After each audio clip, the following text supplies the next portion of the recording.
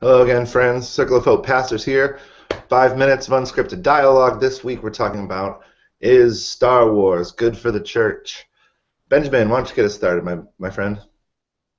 Uh, my answer is I don't know, but yes, because I like Star Wars, and so does Brody Reynolds, who's in our church. We had the little kids come in at the beginning of our Advent meetings, and there was the Advent wreath was getting lit, and one of the candles like almost went out when it got lit, but then it came back on, and Brody blurted out, "Oh, that's like God like dying and rising from the dead." Then he paused with the Force. So interestingly, maybe by accident, maybe or maybe not, the Force and God are in Brody's same realm. So I think that that's good for the church because we're getting him into that kind of creative, spiritual thinking, and I think that's what Star Wars is good for at the outset.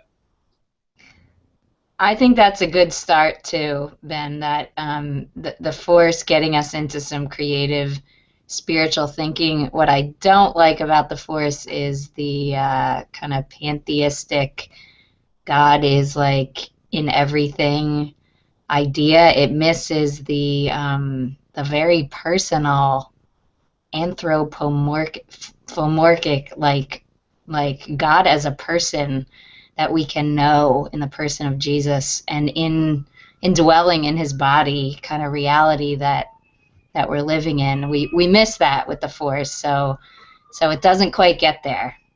What do you think, Johnny? You like the Force? I was watching Empire Strikes Back yesterday, and there's this scene, Luke's on Dagobah getting trained, and Yoda is explaining the Force to him, and he says it's beyond the crude matter, and he touches him. And in that moment, I thought, this totally doesn't get the incarnation of Jesus.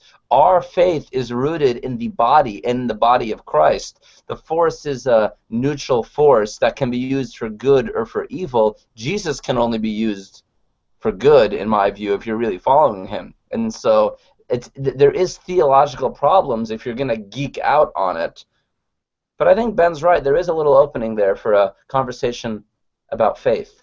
And I certainly have seized that opportunity. Yeah, there's good. I mean, like the faith neutral thing is one thing. The technology neutral is another. People are overly reliant on droids and other kinds of mechanized living. I think that's spiritually problematic. The other thing that I like about it is it appears that this new film politically has taken what was the rebellion protagonist against the empire that was established as now the empire has crumbled because the rebellion took out the center post.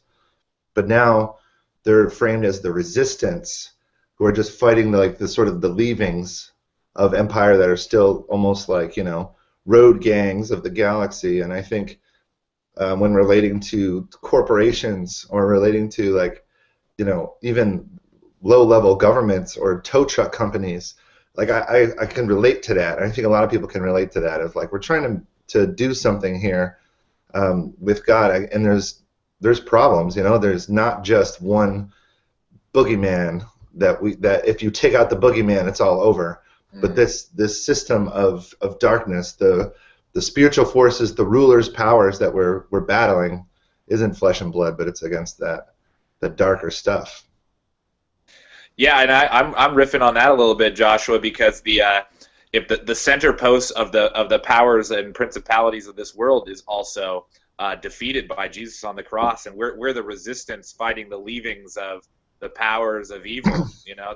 They're already dismantled, and we're surviving to the ultimate fulfillment of the kingdom.